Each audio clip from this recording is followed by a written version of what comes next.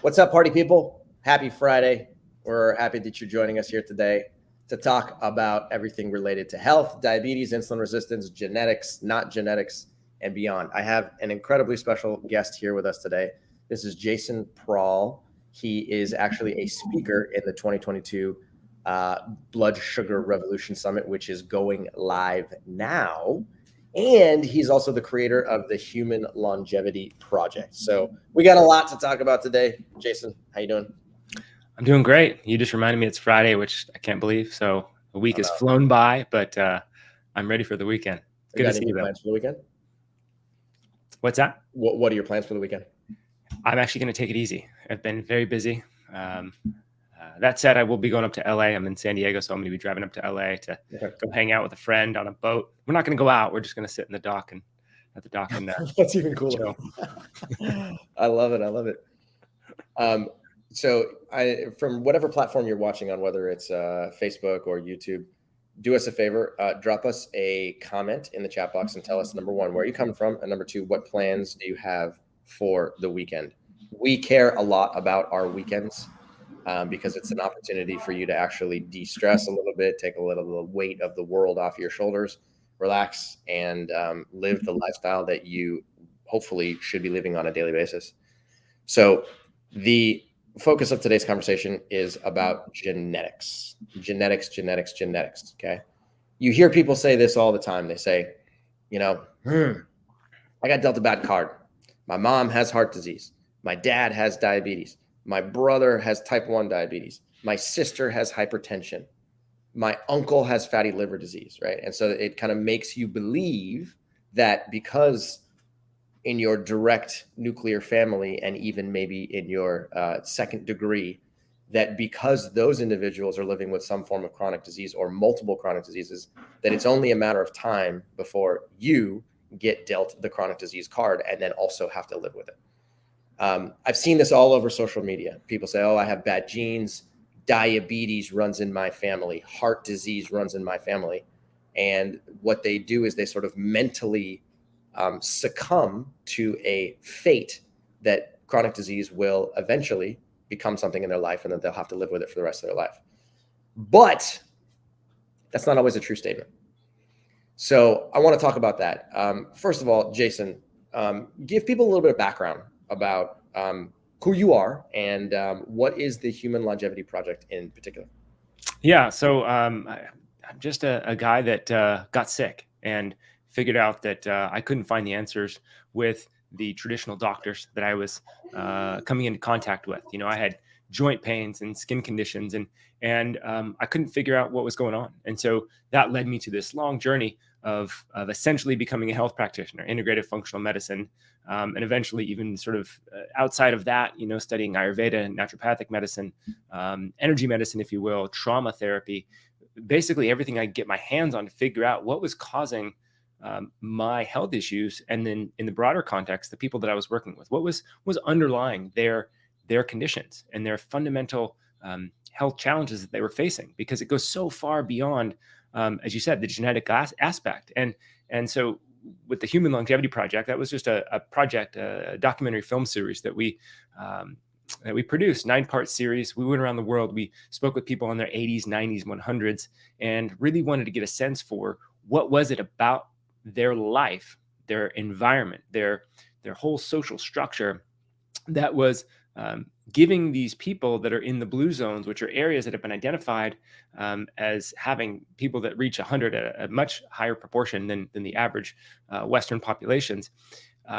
What is it about those their lifestyles that led to that? And so again, that fundamental question kind of sets the premise of this whole conversation, right? That it is something beyond the genes, because we have people from Ikaria, Greece, and Okinawa, near Japan. We have Costa Ricans, we've got Sardinians, and these are totally different genetics, right? So right there, we can't say that they have special genetics there that leads them to living long, healthy lives. No, it's actually something different. It's something in their lifestyle, something in their culture, something in their environment, and obviously, I think we can necessarily assume that it's multiple things that are leading to this higher proportionate of people reaching 100. And so that's what we did. And we wanted to do so in a way that dug a little deeper than the Blue Zones work. The Blue Zones work's fantastic. Dan Buettner, Michelle Poulin, National Geographic, I think they were foundational in bringing this to the public. We wanted to bring this in the context of modern science, the microbiome, the mitochondria, aging science. What is it? What is aging, right? So we asked these sort of deeper questions, and we studied it from a perspective of their entire life, right? So when a lot of people, when they think about what it takes to make it to 100, well, they're asking people in their 80s, 90s, and 100, and that's great. What are they doing today? What is this 95-year-old? What do they eat? What do they do? And that's wonderful, because the period from, let's say, post retirement, 65 to 100, that's 35 years. That's an important chunk of that person's life, no question. And we should study that. We should ask those questions. And we need to ask the questions before 65. What were they doing when they were 30? What were they doing when they were 7?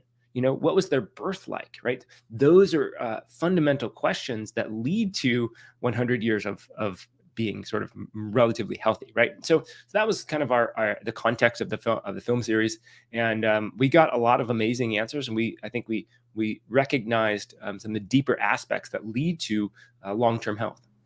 Okay, this is a great foundation, actually, because I think you're hitting on the head here, which is that you have people that are living in multiple different regions of the planet, and they are all living to 100, and they have low rates of chronic disease. Yeah. And if it were purely just a genetic argument, then that would mean that the people who live in these 7 different regions of the world all have the same genetics. It's not the case. We know that that's not the case. Yep. And so if people who have different genetic makeups, who come from different genetic lineages, and live in different parts of the world are all experiencing exceptional health, then that right there is just one piece of evidence that suggests that, like, maybe genetics have a role, but that don't necessarily dictate everything about your health. Right. What are some of the common lifestyle characteristics that you uncovered that modern science has basically delved into and shown can dramatically improve longevity and reduce chronic disease risk? It's a great question. And before I get to that, what I want to say is the other reason that we chose to look at the sort of blue zones that have been identified is that because their lifestyles and their diets are fundamentally different, that also gives us some really interesting things to discuss, right? So we can't just say, well, they're all doing X, Y, Z, and therefore they're living a long time, right? So in fact, they eat totally different foods in Sardinia than they do in Okinawa, right? So we can't just say this is the one diet or this is the framework of a diet. No, we've got to dig deeper, right? We can't just say these foods are bad and these ones are good. We can't say that this type of exercise is bad and this one's good. In fact, none of the populations did meditation. So really, I did not know that. That's great. They didn't need to, so to speak, right? In other words, the way that they lived their life was much more peaceful. In fact, one of the gentlemen that I spoke with, I believe it was in Ikaria, he said, I said, what's going on with the youth? Why are today's populations, even in these blue zone regions, are not as healthy? They're not living as long as those older generations. And he said, what I see today is that when I was young, the body was busy and the mind was still. What I see today is that the mind is busy and the body is still. Ooh, what a profoundly accurate statement, right? So in other words, they were moving all the time, constantly. They didn't exercise. They didn't work out. They were constantly moving as part of their daily living. And yet their mind was more at peace. They didn't have the daily stressors that we have, right? So this is also fundamentally what we wanted to look at, was that just because these people did things 70 years ago in these remote regions of the world doesn't mean that we can actually do those exact same things in our modern world, right? So it's great to look at what they did, what they didn't do, the commonalities, the differences, et cetera. And we also have to recognize I live in a modern world with computers, with artificial lighting, with electricity, with heavy metals and chemicals at rates that they didn't have to deal with. So we have new challenges, right? We have social media to contend with, right? Which is a blessing and a curse, depending on how we use it, right? So we have all these new contexts through which we have to look at our health.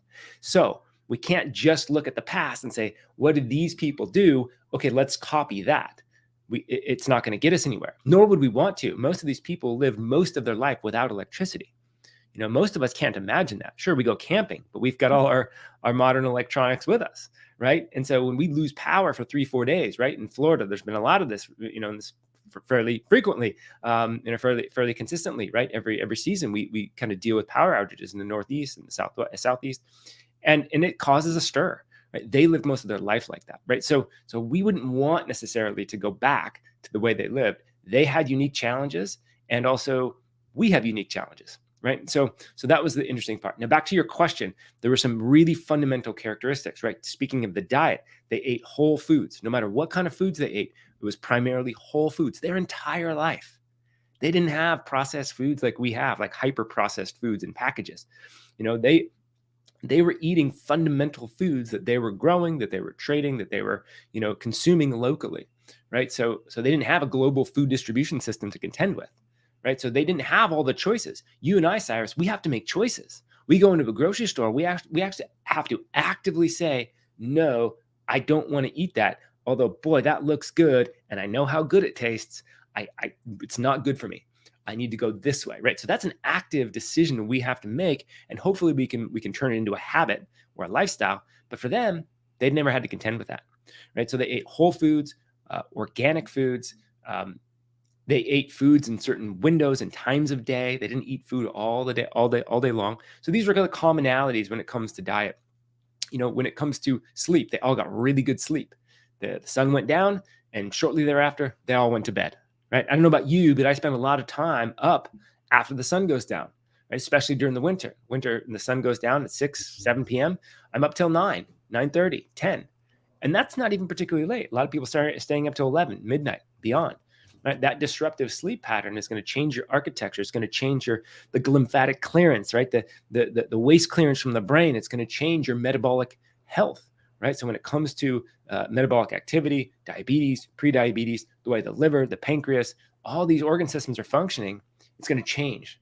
So when we get good sleep, when we go to bed at the proper time, when we wake up and start moving our bodies regularly, right? These are all the things that these people did. And fundamentally, even beyond that, I think structurally, the way their society was built, so to speak, they were all supporting one another. They had to. They couldn't. We in the West have the luxury of being in isolation. You know, in fact, independence is a virtue in the West, right? We really value this idea that I can leave the home and I can start my family and I'm on my own, right? And that's great. There's a lot of benefit to having that security independently. However, we're missing out on the connection, the family connection, the intergenerational connection, the local community. You know, some of us know our neighbors, and some of us may even be friends with our neighbors, but we don't rely on our neighbors for our safety and our survival. Right? They fundamentally did. There was a network, there was a structure. And some of the places, even like in Okinawa, they had these things called moai. And this is actually a group that started when you're young, 7, 10, 12, whatever people, and they meet regularly throughout their entire lives. And a lot of times they would chip in money. So they would have this sort of insurance pool. So if somebody in that moai, in that group, or their family needed money for whatever reason, somebody had an accident, the house needed repair, something significant, that money could then support that little moai. So they actually had structures and communities and groups to facilitate greater safety, security within themselves and within their broader context. So those are just a few things to mention, but really big, really big aspects to their health. Yeah, it's funny. The deeper I get into this world of health, the more that I recognize that there's no one magic bullet. Yeah. And I think that's what a lot of people are constantly searching for. Yeah. And that's what a lot of the modern marketing leads you to believe, that if you just find the eat thing, this food, there's one thing that will actually improve your health, right? Just eat this food or drink this oil or buy this product. And all of a sudden, like, boom, you know, there's going to be unicorns dancing all over. And to your point, I think where we get into trouble, and this is why I love chatting with you just on the side when we're having our conversations about health, is that it's become more extreme. And it's because we're dealing with a lot of conditions, and a lot of people are sensitive to a lot of things. And so now we're seeing things like the carnivore diet, right? And it's like, I mean, look, if that helps somebody, okay. But I mean, we're talking, that's extreme as heck. There's not a society on the planet that only ate red meat for long periods of time. In fact, that it's counter to what we see in most of the world. So we're getting extreme, and I think we've got to be careful when we get to those levels of extreme, because what I saw in these populations, and what I fundamentally know from these ancient traditions like Ayurveda and Chinese medicine and some of these older cultures, is that balance is crucial. It's fundamental. Right. And so the balance may be different for each person. So it's not like there's a one balance and we all fit to that. However, there is a unique balance that I think we want to subscribe to. So we got to be careful with these very extreme aspects that may prove beneficial in a given context for a limited time. But over the long haul, what we find is those extremes tend not to produce good results. Yeah, that's very well said, actually. Bess, could you do us a favor and show on the screen the Blood Sugar Revolution Summit? Because the Blood Sugar Revolution Summit right now is in a launch window, and you can register to participate. This is an annual summit that we host every single year. And this year, Jason is one of our featured speakers, and he's talking specifically about chronobiology. And chronobiology is an entire universe of science about how your central nervous system and peripheral nervous system have built into them clocks, literally like a clock you would hang on a wall. And it's a biological clock that can sense your environment. It can sense the changing of light. It can sense morning. It can sense afternoon. It can sense evening. And as a result of that, it regulates the function of organs and how they, and what hormones they're secreting, when they are active, when they are less active, and beyond. And so what Jason talks about in his talk, which personally I found fascinating, you can see him right here on the left-hand side of the screen, is he talks about the role of your circadian rhythm in regulating your blood sugar, aka your blood glucose control, and your insulin secretion. And it's very fascinating how you wouldn't think that just by going to bed more in line with when the sun goes down, that would actually have an effect on your pancreas.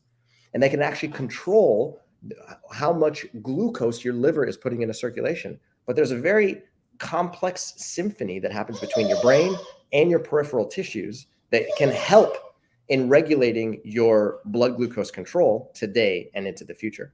So I highly recommend registering for this event if you haven't done so already. This is an annual event that happens once a year, and you're going to learn everything from chronobiology to what is the function of your liver, what happens. How do you create an inflammatory state? How do you reverse an inflammatory state? How do you control your blood glucose? And what are all the tentacles associated with diabetes and insulin resistance that can cause your health to spin out of control? Last thing I'll say here is that regardless of the type of diabetes you're living with, whether it's type 1, 1.5 prediabetes, type 2 gestational diabetes, or even if you don't have diabetes and you're just looking for a way to improve your overall health and use this information to help control your blood glucose and many other aspects of your metabolic health, then please sign up for this event. Please pay attention, and please use this information to master your lifestyle and increase your longevity and decrease your chronic disease risk simultaneously, just like Jason has been saying. So what did I miss, Jason? Let's talk a little bit more about chronobiology and what's the connection here between what does chronobiology mean and how can you harness chronobiology to help control your blood glucose? Yeah, so chronos meaning sort of linear time, right? Like that's how we can think of chronos, and biology is how that relates to our biology. And in 2017, the Nobel Prize was given out to 3 gentlemen who were studying this in the human body. And what's interesting is actually if we look at plants, we recognize there's been a lot of research on plants that will turn themselves to follow the sun, right? And so there was this thought that, okay, maybe they're sensing the sun and therefore they're turning towards the sun. Well, what happens if a plant is regularly seeing the sun and turning their leaves towards the sun? If you one day don't show the sun, you don't show light, then the plant is actually predicting that the light will be there. So there's a predictive mechanism even within plants that they're going to anticipate this light following the same path that it has over time. So we have the same function, right? It's actually built into every organism because we're all fundamentally tied to the sun, right? So this is something really, really important. That our biology must sort of follow this rhythmic nature based on the day, and to some degree even based on the seasons, right? Because the sun, the pattern of the sun and the light and the temperature is all being shifted over time, right? And we see these particularly as we get closer to the poles. We even see thyroid hormones change over the seasons, right? So our biology is actually tied into light, temperature, exercise, right? These external stimuli, these inputs will dictate our biology. Now, how does that work? Right, we're talking about genes here and how genes aren't everything, right? I mean, let me take a step back with this, because this is really important. That the genes, there is an aspect to inheriting genes that predispose certain conditions and certain likelihoods and these type of things. And why is that? It's because it's a brilliant mechanism that is passed down through the lineage. In other words, there was lots of environmental inputs over the course of your parents and grandparents and their grandparents and et cetera, et cetera. And these stimuli, whether it's the light in the environment, whether it's the temperature, whether it's the things they ate, all these things are influencing the pattern of our expression, right? So we know of this term called epigenetics, and this is the idea that these stimuli are going to influence how our genes operate. Well, if you have something that is consistently and chronically signaling to the genes, they will start to adapt to that signal, right? In other words, if me, light-skinned, red hair, if I move my family toward the equator and my family continues its lineage staying at the equator, over time, our skin will get darker. Our eyes, our hair will start to get darker. We will start to slowly adapt our genetics over, I don't know how many generations, but this is the beautiful part. We are so adaptive. Our genes are adaptive mechanisms, not to mention our microbiota and our mitochondria. These are all sensing organisms, so to speak, sensing proteins that will change their behavior over time. So there's two big takeaways when it comes to genetics.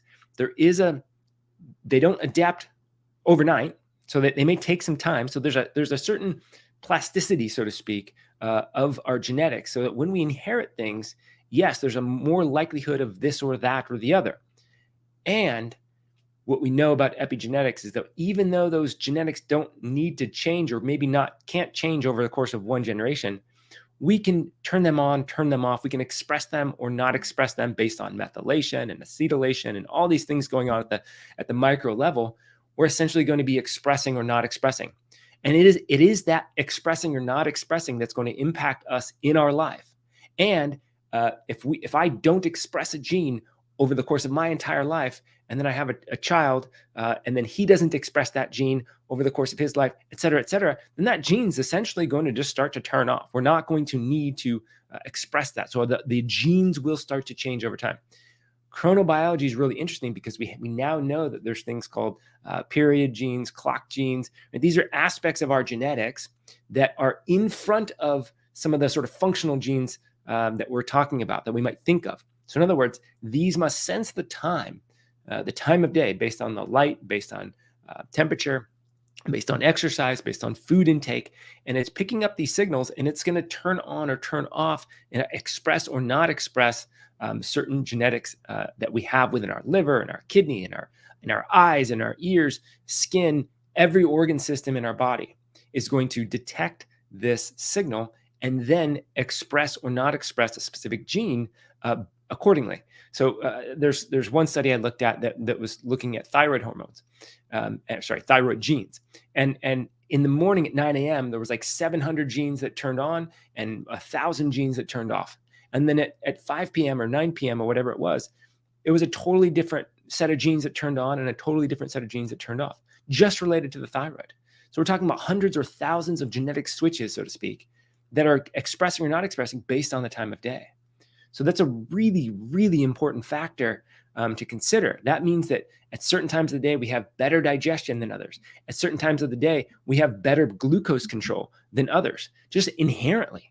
And so if we can start to recognize these things, then we can start to make decisions based on that, right? A lot of people like to drink coffee and eat maybe a bagel or a donut in the morning or something along those lines, a piece of toast. Well, that's when we're already very glucose sensitive. So we have cortisol spiking, right? We're very glucose sensitive at that point. So we can sort of tolerate more carbohydrates in a sense, but that means we're going to spike really high as well. And then we're going to bring things down. So that's different than at different times of the day where we don't have as good of glucose control, but we also aren't spiking glucose as much. So there's a lot of different things to consider. But fundamentally, we actually don't even need to get into that level of detail. We just need to figure out how this thing works, what the rhythms are. And the cool thing is we can just follow the sun. right? When the sun's at the hottest time of the day, highest point of the day, it's the fire in the sun, the fire in the sky is at its hottest. Our internal fire is its hottest, right? So it's better to work out and eat in that sort of middle part of the day than it is at 8 or 9 or 10 p.m., right? So that's the time where things are cleaning up, they're regulating. So we just need to sort of recognize the very simple patterns that are really blatantly obvious and important to know that they translate to our biology. They translate to our neurology. So when we can start to just recognize that simple fact, now we can start to pay attention with a new lens, with a new idea in mind. Did you ever see the movie Interstellar with Matthew McConaughey? I haven't. No, I know of it, but I haven't seen it. Okay, watch that movie. It's one of my favorite movies of all time. But in that movie, Matthew McConaughey ends up traveling through space to like very, very far off space, and ends up actually on the border of a black hole. And the question is, well, what's going to happen when he enters this? And is it even possible? Is he going to live? You name it. And it ends up uncovering that as you travel great distances in space, you end up distorting the time-space continuum, which means that time and space are linked to one another. And the faster you travel, the more your time actually gets distorted. So there's one particular scene where they end up on a distant island that nobody's ever seen, or a distant planet nobody's ever heard of or seen before. And every moment that they spend on that planet, what seems like a normal passage of time, like 1 minute as an example, is completely distorted on planet Earth. And 1 minute on that island or on that planet translates to 7 years in human history, or actually on Earth, right? And so I always think when I see this type of thing, I'm like, what's going to happen? How is that going to create an evolution in the genetic code that they're experiencing right there in that moment in time, right? Totally. Yeah. So it's a completely like foreign concept, but I think what you brought to the table is very important, which is that the place on the planet that you choose to live is going to dictate your genetic expression. The food that you eat is going to change your genetic expression. The amount of sleep that you get on a daily basis is going to change your genetic expression. The amount of stress that you induce into your lifestyle is going to change your genetic expression. And the list goes on. Yeah. Right? Fundamentally, we are open energetic systems. In other words, everything is affecting us right now. In some ways that's daunting because it's like, oh my God, I've got to pay attention to everything now. But in another way, it's very empowering, right? So the thoughts that I think, the feelings that I feel, the beliefs that I have, the actions that I take, and the environment that I surround myself in are all dictating how my genes are expressing, right? So the genes are human genes, are mitochondrial genes, which are different. So we have mitochondrial genes as well. And we have bacterial or microbe genes. So we have 3 sets of genetics. And then when we eat food, that's a 4th component. So we have actually 4 genetic aspects that are all communicating and responding to each other. So that's all it is, right? So when we are in our environment and thinking thoughts and having feelings and what have you, our genes are just responding. That's really what they are. We're an open energetic system that is reading and responding to the environment in all ways, the internal environment and our external environment. And then we're going to express accordingly, right? So it's really as simple as that. And so we just need to figure out, what are the inputs? What do I want to be thinking? What do I want to be feeling? What do I want to be doing in order to create harmony within that sort of genetic expression? Talk to us about what have you learned in creating the Human Longevity Project and in delving into chronobiology in particular. What changes have you implemented in your lifestyle that have had a measurable effect in improving your health? Well, probably the biggest thing I've seen in my life, but I think more importantly in my clients, is the number one thing whenever somebody comes to see me, whether it's with cancer, autoimmune conditions, unknown syndromes, you name it. When it comes to chronobiology, I will say is, as soon as you wake up in the morning, go outside and go for a walk, let sunlight in your eyes and get your body moving. Really? 15, 20 minutes. I'm telling you, it is the most profound and simple and boring thing, but people lose weight. Their eyesight improves, believe it or not, because they're actually getting sunlight in their eyes. I don't want to go down that rabbit hole, but it's remarkable what happens because so many people are wearing sunglasses, which are artificial creations that we are not adapted to deal with. The light in your eyes is critical and it's important and actually plays a central role in maintaining eye health, maintaining vision. So, but when you're going out in the morning, you're moving the body. you're getting your metabolic switches are starting to turn on. Your digestion is starting to activate, right? Blood glucose is control is improved. Your mood is improved. You start to lose. And again, this is almost right after you wake up. So first 30 minutes. So it's not like go do all these other things. When you wake up, that will set your circadian rhythm. Again, that light in the eyes in the morning is now telling your brain via the eyes, hey, it's morning. Turn on all the morning stuff. All the morning programs activate.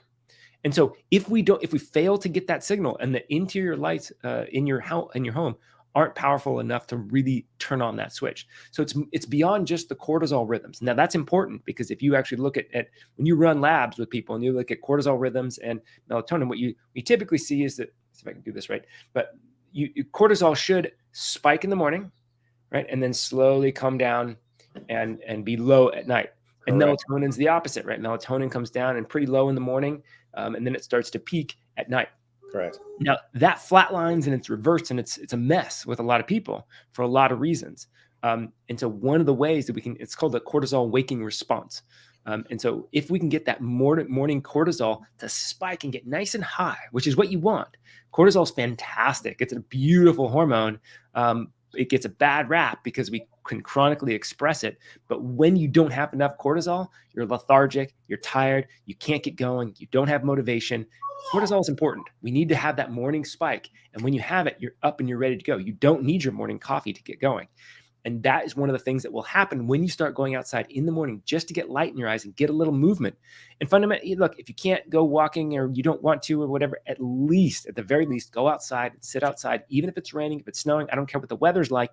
If the sun is up, even if it's behind the clouds, your eyes will recognize it's morning and it will turn on all kinds of morning programs. So 15 minutes every morning. The best thing you can do is go for a walk, 15, 20 minutes. You will feel better. You will look better. Your body will respond in positive ways. Your blood sugar will improve. Everything starts to improve.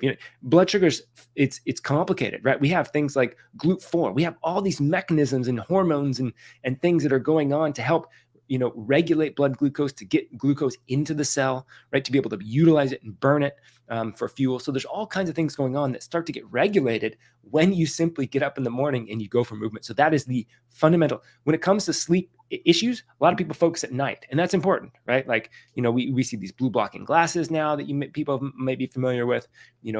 We're starting to build awareness around bright lights at night not being a good thing. And that is important. But I will tell you that your sleep is more dictated by the light that you get during the day than it is the light that you get at night. So we need sunlight in the eyes and preferably on our skin at some point during the day, but definitely in our eyes throughout the day and particularly in the morning.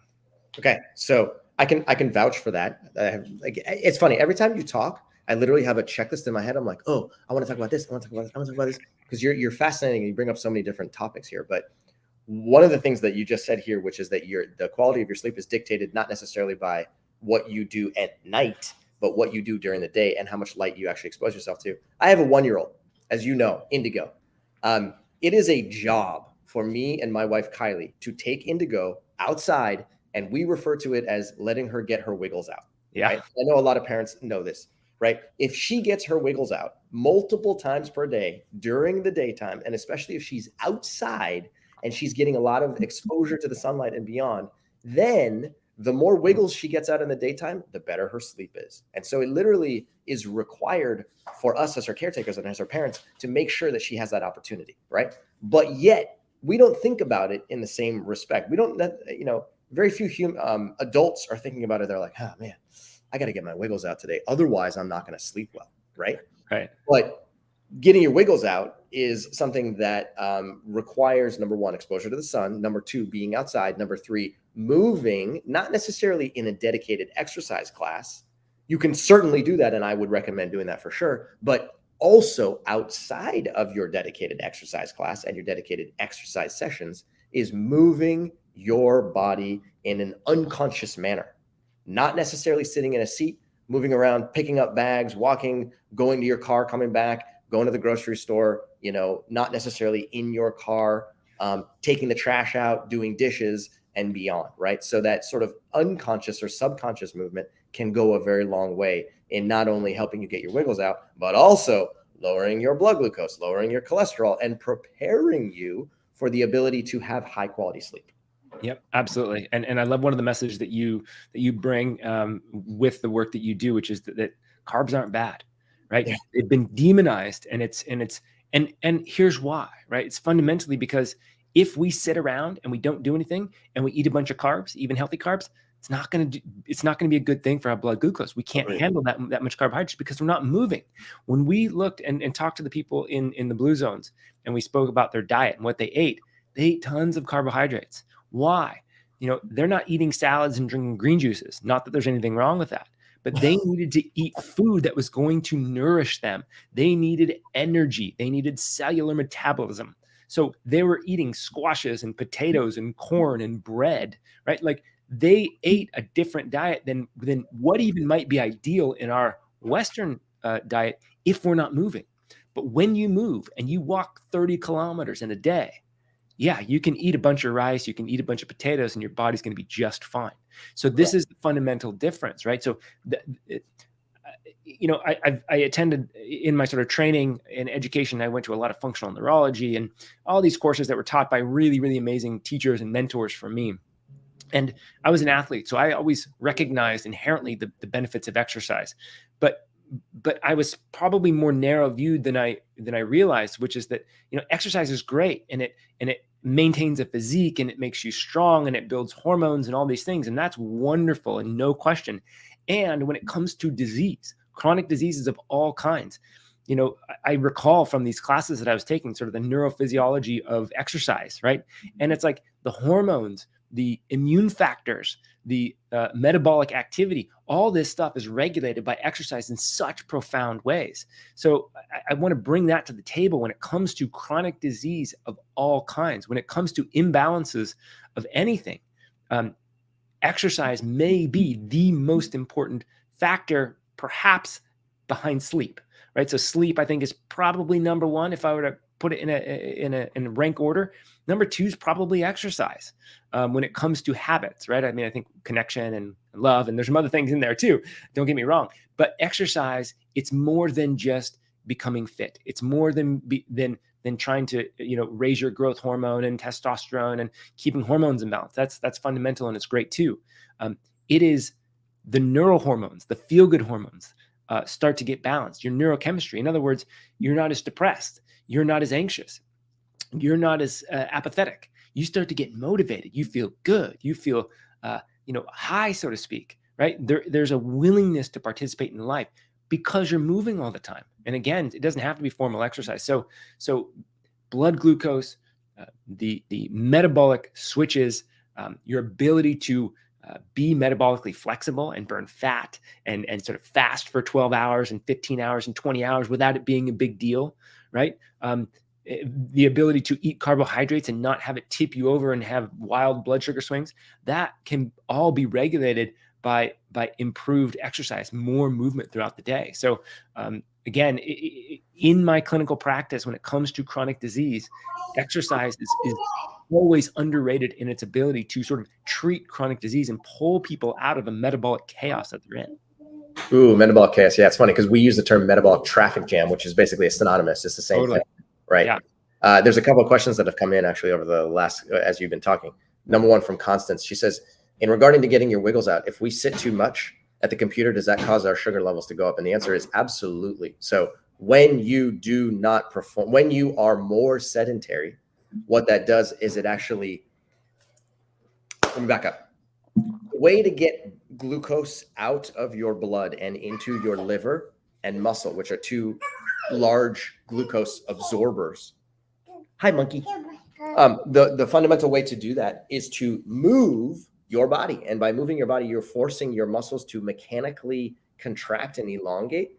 And as a result of doing that, you end up actually stimulating your muscle tissue to absorb more glucose, to literally pull glucose in from your blood. So the more you use your muscle tissue, the more those tissues pull glucose in and use it as a fuel. So if you are sitting in front of your computer and or not moving your body frequently, then those tissues don't pull glucose in from your blood as much. And as a result of that, glucose ends up accumulating inside of your blood, and your glucose levels begin to rise over the course of time. I would add something to that too, Cyrus, which is really funny because I've got a standing desk here, right? And so I think it was maybe 7, 8, 10 years ago, whatever. There was sort of a new phrase that hit the health market, which is sitting is the new smoking. Right. There were studies that showed that sitting, chronic, too much sitting throughout the day is as bad or worse for your health than smoking. And so the sort of conclusion was, okay, well, let's all stand, right? We'll stand and we won't sit because sitting's bad. Well, they found out that standing's just as bad, right? So we can't just sit and we can't just stand, right? We actually have to move. Now, the sitting in the standing desk that I have, the reason I have it is so that I can stand, then I can go to sit, then I can stand, then I can sit, right? And then throughout the day, instead of just standing or sitting, I want to be moving. I can go over here and I can do a few air squats. I can do a few push-ups. Right? I can walk down my stairs. I can go up. I can go get the mail. I can go for a run. I can go for a walk. So this becomes the key for somebody like me who's sitting at a desk most of the time is how can I break up my day, right? So most of us are in an office. We have a sedentary type of job. That's just the reality of the West. So we don't need to quit our jobs and go get, an active job necessarily. We can simply get up more often and move around. Now, what the neuroscience shows us is not only is that better for blood glucose and regulation there, but our brains will work better. In other words, we're breaking up the monotony, and we will think better. We will be more eloquent with our words. We will be able to problem solve more efficiently. So, it's important just to keep moving. And again, it doesn't have to be significant. The constant movement is what's key. Yeah, you're referring to snackersizing. My wife just brought up that, yes. that concept, right? Which is that you are eating. Sorry, when you're referring to eating, you eat these small meals and you call them, I'm snacking on something. I'm snacking on an apple. I'm snacking on a cucumber. I'm snacking on some potatoes, right? Well, think about exercise the same way. If you perform a couple of air squats, literally 5 or 10 air squats, just because you want to move your body, go for it. That's an exercise snack.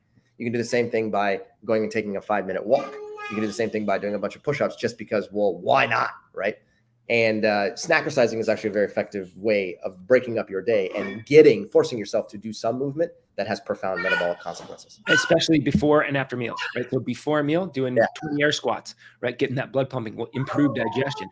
Doing so after you eat a meal, 20, 30, 40 minutes after, do that again. Light movement, but it will start to improve digestion, improve blood glucose control, all the benefits that you're getting from just a quick little 30-second movement. No doubt. You actually... You're making me think about something. I want to do something with you that I think would be fascinating. I want to record like 4 or 5 hours of content because there's so much to talk about. And I want to record it live, but then we'll take it and turn it into a podcast. And I'm actually saying this live as we're talking about it because we can take that and chop it up into multiple pieces. But the reason I want to do it live is because I want other people to be able to listen and help dictate the conversation because we want to talk about the stuff that you care about. So we'll set up a structure to be able to do that. And, we're already 46 into it. That would be fun. Yeah, it would be really cool, actually. Yeah. We're already like well over time here. So let me just get to a couple of these questions here because I feel like you and I could talk for literally hours. Okay. Margie, whole food plant-based for over a year. Great results with weight and glucose and lowering A1C. But she did it to lower her cholesterol. And so far, she has not had very much luck in lowering her cholesterol, even though she's been whole food plant-based for 14 months and she's added amla green. So Margie, you're asking, do I have to take a statin? Am I, ultimately going to require using statin medication? And the answer is, if you're trying to prevent yourself from using statin medication or find alternatives to statin medication, I should say more clearly, I commend you. I think you're doing a really good thing. I would certainly talk with your doctor for a couple of things. There's a whole collection of genes, specifically talking about genetic biomarkers. There's something like 27 different genes that can control your blood, your cholesterol level. Okay. And there's actually tests that you can take that are going to measure a good collection of those genes to determine whether or not you actually have a genetic predisposition towards high cholesterol. Cholesterol in particular can be a little bit sticky. It's very changeable by switching over to eating a plant-based diet that is whole food and specifically low in saturated fat. That can have a profound impact on your blood cholesterol. But sometimes when that's not enough, then adding exercise, adding intermittent fasting, adding medicinal plants, they can all have a powerful impact. But if you do have one or multiple genetic predispositions towards high cholesterol, that is definitely very powerful information to know. So I would recommend speaking with your doctor about getting a test for multiple different genetic predispositions to see if that maybe you do have, as an example, familial hypercholesterolemia, FH. And that can be a very powerful, genetic program that unfortunately you can't just get rid of if you do have it. In addition to that, Jason, what other things could Margie take into account in order to lower her cholesterol? Yeah, I don't want to overcomplicate this too much, but the reality is that as a practitioner, when I run any kind of lab work, we have these standards of what is low and what is high. They are essentially meaningless. They just look at average population and they say, where do people land? It actually doesn't have, we actually have something else that's more like functional ranges, which have to do with good function, optimal function. So the high and lows are sort of arbitrary. They don't mean a lot. And you will find people on either end of the spectrum that are completely healthy, very lower cholesterol than what they say is okay or good, and higher cholesterol than what they say is okay or good. So you can be on either end of the spectrum and still have good health. So we got to be careful with these sort of ranges. The other aspect of cholesterol is that it can be used as a broad marker to monitor certain aspects of health. However, there's other markers. We have LDL, we have LDL-C, we have HDL, we have all these little, we have LPA, we have these aspects. Triglycerides also come into play. So it's not just the cholesterol alone. Cholesterol is actually fundamental for building hormones. So if you drop too low, you may start to run the risk of not being able to generate the necessary steroid hormones that are important for good health. So I just want to bring at least a little awareness that there's all these other aspects that are related to cholesterol that if you get with a functional integrative doctor, they can start to look at these fractionated particles and these particle sizes. And if they are oxidized, that's what's going to determine, is this cholesterol number that you're looking at important marker to monitor. So that's what I would say is go see if you can get fractionated cholesterol markers to help determine that high cholesterol may be really, really beneficial for handling inflammation based on producing really, really good, important hormones. So just be careful with that. If you've switched over to a plant-based diet, whole foods plant-based diet, and that's primarily what you're eating, my bet is that you could actually keep that cholesterol the same, and all these little fractionated particles are going to start to improve. You're getting less oxidized. You're getting less triglycerides. You're getting all these improvements that are under the hood of that total cholesterol number. Yep, it's a complex calculation, but it's definitely something to take into account. Time check. We actually are a little bit over, so I just want to make sure that we do a couple things. Number one, register now for the Blood Sugar Revolution Summit. No questions asked. Participate, learn, listen to Jason's talk, listen to a whole collection of other expert speakers that are researchers, doctors, and New York Times bestselling authors that have a lot of powerful information. In the comments below, you will see there's a link. Click on that link, go register. Number two, Jason, you are also you are writing a book. Yeah, finished. Thank God. Finished. We're done. Finished. When is that book coming out? Go brag about yourself. Tell people about it. It's coming out December 27th. I appreciate it. It's called Beyond Longevity. It's available now for pre-sale. And we go into a lot of these aspects. We talk about, circadian rhythm and diet and trauma, conditioned thoughts and beliefs and all the aspects, exercise. We cover a lot of aspects that are fundamental to what's driving health or disease. And so my premise for that book was to bring some of the aspects of what we did in the film series, which is interview over 100 experts in a wide variety of health fields, as well as 30 something elders, and my own personal experience as a practitioner and with my own health.